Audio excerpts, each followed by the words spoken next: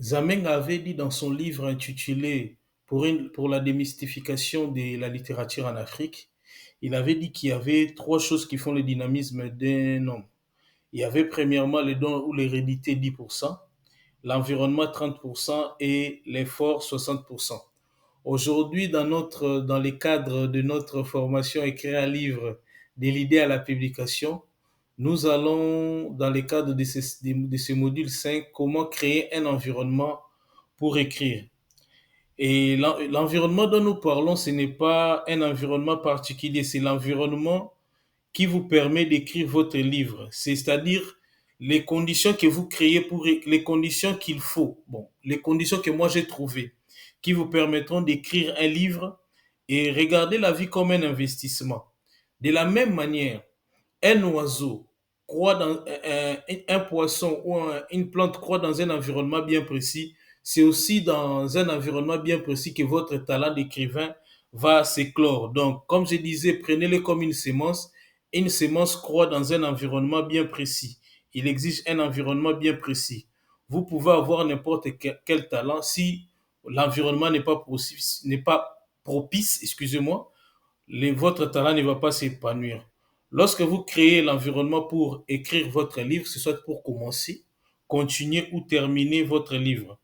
Et Maya Angelou a donné les conseils suivants. Il dit il faut créer un milieu qui stimule la nouveauté en matière de réflexion, des perceptions et des questionnements. Imaginez que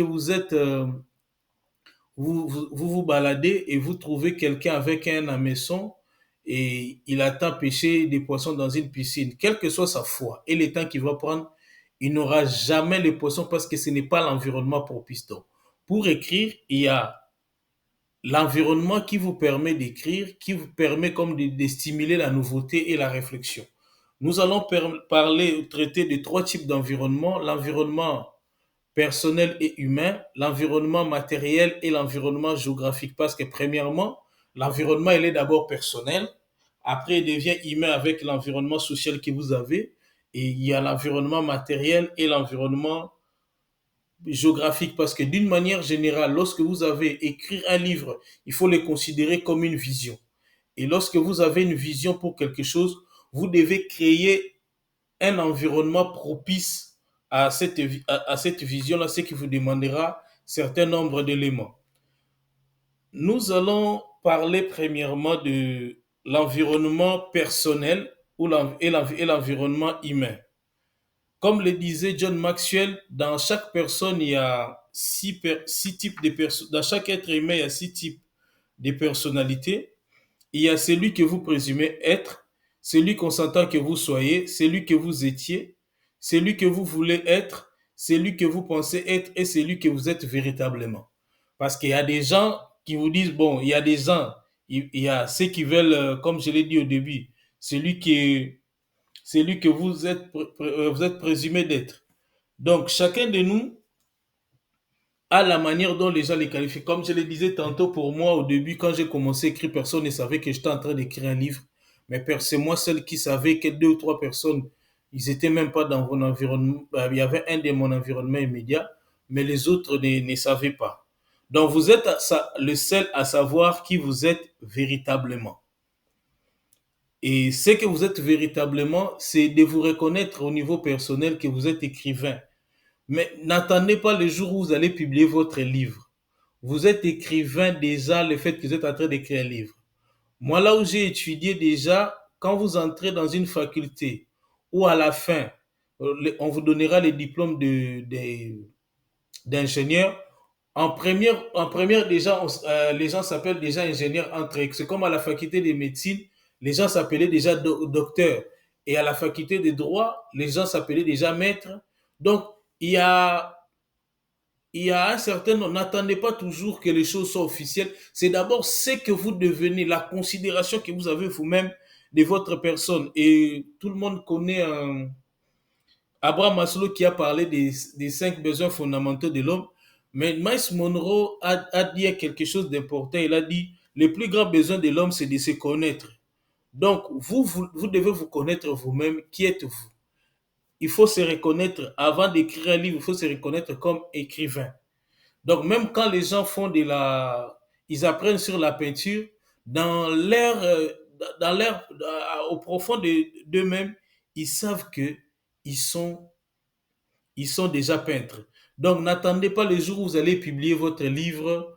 N'attendez pas aussi, ne courez pas derrière les titres de devenir seulement écrivain pour le devenir, mais vous devez savoir que on devient écrivain parce qu'on a écrit un livre. Donc, il faut d'abord les travail d'abord et les titres après, parce qu'il y a certaines personnes qui en font un sujet d'orgueil, comme je le disais précédemment.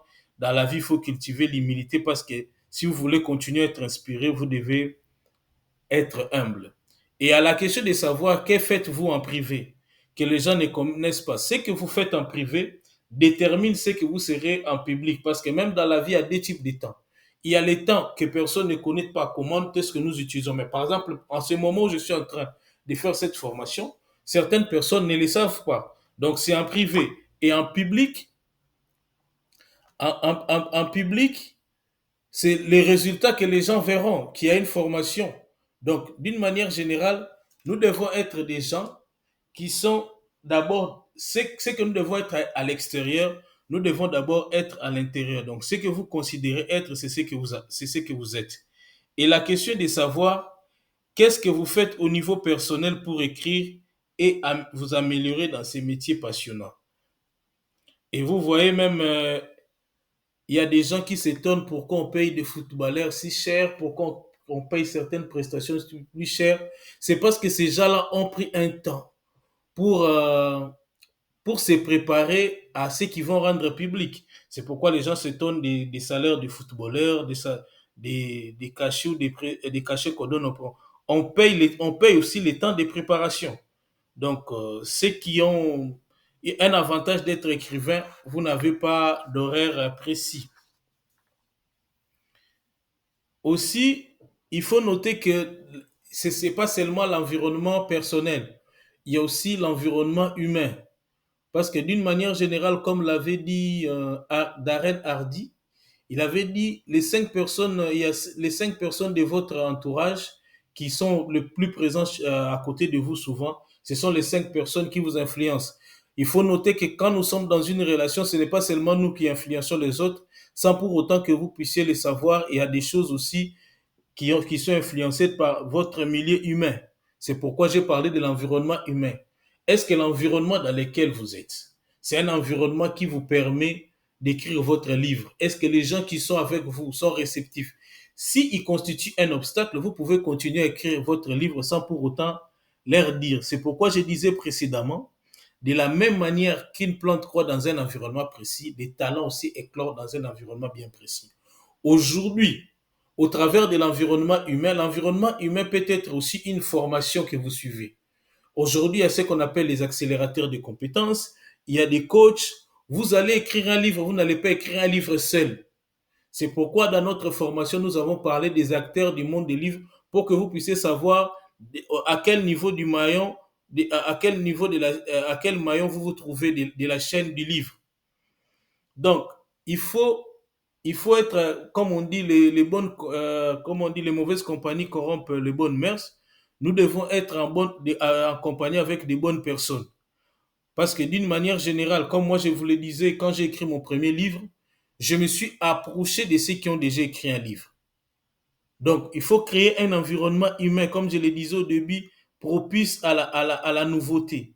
C'est un environnement qui vous permet d'avancer et non pas que ce soit, comme on le dit souvent, que ce soit comme quand vous mettez les crabes dans un panier, lorsqu'un crabe veut sortir, les autres l'attirent vers le bas. Que ce soit des gens qui puissent vous pousser ou vous aider à avancer. Même si vous avez grandi dans un environnement ou vous êtes dans un environnement qui ne vous permet pas d'écrire, vous pouvez aussi vous éloigner de ces gens-là parce que comme le disait Félix Ozekwa dans l'un de ses livres, dans son premier livre intitulé Les petits bonbons de la sagesse, l'homme c'est comme une plante. Une plante perd ses feuilles pour se maintenir vivant pendant les périodes dures. C'est-à-dire, vous pouvez quitter certaines personnes, ça vous permettra de maintenir la flamme qu'il y a dans vous. Et c'est ainsi que moi, c'est ce qui m'a amené à écrire, par exemple, les livres Comment réussir avec les autres, les relations humaines comme une arithmétique, où j'étais en train de dire, ne prenez pas des autres souvent comme étant de vos ennemis, comme étant vos adversaires, mais comme des ressources, des gens qui peuvent vous avancer. Même les gens qui sont contre vous, sont des gens qui contribuent aussi à votre avancement parce que si vous ne dites pas les contraires à ce que vous pensez, vous allez jamais vous remettre en question. Donc, la question est de savoir est-ce que votre entreprise, bon, pas une entreprise, votre famille, est-ce que votre environnement immédiat ou vos amis, est-ce qu'ils vous permettent de, que votre talent d'écrivain se manifeste ou ils sont en train de l'étouffer. Et comme le disait Elisabeth Gilbert, l'important n'est pas ce que l'on connaît, mais qui l'on connaît. Donc, aussi, il faut savoir que, d'une manière générale, l'avenir de votre livre dépend des relations de votre environnement humain. Parce qu'il y a des environnements qui vous permettent pas d'émerger, qui vous permettent pas d'avancer dans la vie. Nous allons parler du deuxième type d'environnement, c'est l'environnement matériel. Une fois que vous avez reconnu ce que vous voulez écrire, vous devez créer un environnement matériel. Ça, je le dis toujours et je cesserai de le dire. Quand j'ai commencé à écrire avec les cahiers. Donc, après, j'ai eu l'ordinateur. À une époque aussi, j'avais une chaise ergonomique. Donc, d'une manière générale, il faut créer un environnement qui vous permet d'écrire. Aujourd'hui, à partir d'un smartphone, vous pouvez déjà commencer à écrire. Il faut se donner les moyens d'avoir un bureau confortable et une chaise ergonomique, comme je l'avais dit dans l'un des modules. Les besoins des autres ne sont pas vos besoins. Vous-même, vous connaissez les besoins que vous avez. Et si vous avez besoin d'un ordinateur, vous allez dans un magasin, dans les boutiques ou dans un magasin où on vend des ordinateurs. Vous posez la question, vous dites, moi je vais écrire, moi je vais faire des textes, tout ça. On vous dira quel est le type d'ordinateur qui convient pour vous le mieux pour écrire aussi. Et aujourd'hui, il existe aussi comme je le disais, des logiciels, vous parlez et ça les transforme, ça les met à l'écrit directement. Donc, les écrivains ont souvent comme outil des ordinateurs, des stylos, des carnets, tablettes pour rédiger leurs œuvres. Les choix de vos matériels dépend de vos moyens et de vos préférences personnelles. Donc, et aussi un élément qui est important, n'oubliez pas, ne négligez pas les idées que vous avez, mettez-les par écrit. Aujourd'hui, beaucoup de choses ont changé. Avant, c'était pour faire passer un message, vous devez passer à la radio. Aujourd'hui, vous avez YouTube, vous avez les réseaux sociaux. Donc, créez votre propre bureau dans un espace de votre maison. Ça ne va pas dire que vous devez vous enfermer, mais vous devez trouver un coin calme, un coin qui vous permet de réfléchir et de continuer. Par exemple, aujourd'hui, si vous ne vivez pas seul, si vous avez des enfants, ou si si vous êtes marié, ou si vous avez des colocataires, vous habitez encore chez vos parents. Donc, il suffit à un moment de chercher un endroit calme de la maison pour écrire. Aussi, si vous avez des enfants, là, il faut attendre que les enfants dorment pour que vous puissiez être à l'aise à écrire. Mais, de toutes les façons, ça ne vous empêche pas pendant que les enfants sont en train de jouer, vous pouvez continuer à écrire. Ça dépend seulement de quoi. Tout dépend de vous. Tout dépend de vous, quoi. Donc aujourd'hui, nous n'avons pas de raisons pour éviter de créer un environnement matériel. Aujourd'hui, il existe plusieurs. Vous pouvez acheter un ordinateur par des paiements échelonnés. Il y a des aujourd'hui, on a aujourd'hui, on a des matériels il y a des magasins où on vend vous avez des trucs de seconde main, par exemple, chez Emmaüs et dans d'autres associations. Vous avez des vides-greniers, des vides-maisons. Donc, vous pouvez trouver les matériels en fonction de vos besoins. Donc, ne craignez pas de commencer petit. Ne craignez pas, peut-être vous dites, bon, moi j'écris dans des cahiers, quand est-ce que je vais les mettre sur un ordinateur? Donc, vous pouvez déjà commencer sur votre smartphone. Pour ceux qui ont déjà Gmail, il y a une application qu'on appelle Keep. Aujourd'hui, sur tout smartphone, il y a un logiciel, il y a une application pour écrire. Il y a une application pour enregistrer, il y a une application pour faire des vidéos. Donc, vous n'avez pas d'alibi. Donc, n'ayez pas peur de commencer avec les moyens que vous avez. Commencez petit à garder une grande vision. Au fil des temps, vous allez voir ce qui vous manque, ce que vous avez, mais mettez plus l'accent sur ce que vous avez qui vous amènera à voir ce que vous n'avez pas. Parce que c'est quand vous, moi j'ai commencé sans ordinateur, c'est avec le temps, j'ai dit, bon, quand est-ce que je mettrai en format écrit parce que le correcteur, il ne peut pas corriger moi, avec mon écriture parce que moi, d'ailleurs, je suis un ancien gaucher qui écrit de la main droite, donc j'ai été contrarié. Donc, mon écriture, je n'ai pas une belle, mon écriture n'est pas toujours agréable comme certains de mes amis avec qui on a étudié me le disaient. Donc, il faudra les mettre par écrit. Donc, rêvez grand, tout en commençant par le moyen que vous avez. L'essentiel pour vous, de savoir où vous allez, de commencer et au fur et à mesure. Je sais qu'il y a des endroits même, pour ceux qui sont à l'université, je sais qu'il y a des universités, il y a des structures même qui font des locations de matériel. Tout dépend, pas, tout dépend. Donc, c'est à vous de voir comment est-ce que vous pouvez vous organiser pour acquérir les matériels dont vous avez besoin. C'est pourquoi nous avons mis l'exemple de ce bureau, qui est quand même, vous avez un souris, vous avez, bon, vous avez des feutres à côté. Nous allons parler aussi de l'environnement géographique. Comme je le disais, la question est de savoir si cet environnement est propice à l'écriture d'un livre, s'il permet de rester concentré, productif et créatif. Souvent, l'écriture d'un livre étant un travail intellectuel, il exige le calme et la tranquillité. Il faut avoir un cadre de travail qui vous permet d'évoluer, soit dans un bureau, soit dans une bibliothèque, dans un café tranquille, un coin confortable dans un parc. Parce que moi, il m'est arrivé d'écrire dans des trains, ou bien dans le bus, parce que j'ai mon application, je suis en train d'écrire. Donc, vous pouvez aussi profiter des calmes et de la cuisine, parce qu'il m'arrive souvent aussi d'aller écrire dans la cuisine quand tout le monde est au salon. Il n'y a pas de tranquillité, il y a la télé. Vous pouvez chercher une pièce où il n'y a pas, où le, vous cherchez une pièce où vous êtes seul, ça vous permettra aussi. Je connais quelqu'un qui écrit, qui lui travaille souvent sur sa table à manger qui constitue son bureau. Donc, il faudra négocier avec les personnes avec qui vous vivez. Est-ce que la question est de savoir où est-ce qu'un écrivain doit habiter? Est-ce qu'il doit habiter la ville? Est-ce qu'il doit habiter la campagne? Bon, de toutes les façons, certes, l'environnement géographique a de l'influence d'un auteur, mais aussi, ça peut pas aussi avoir de l'influence parce que, d'une manière générale, un écrivain en ville peut traiter des sujets urbains, comme il peut traiter aussi des sujets liés à la campagne. Donc, ça n'empêche pas d'écrire sur divers sujets. Donc, d'une manière générale, tout le monde cherche un endroit calme. Ça peut être à la campagne.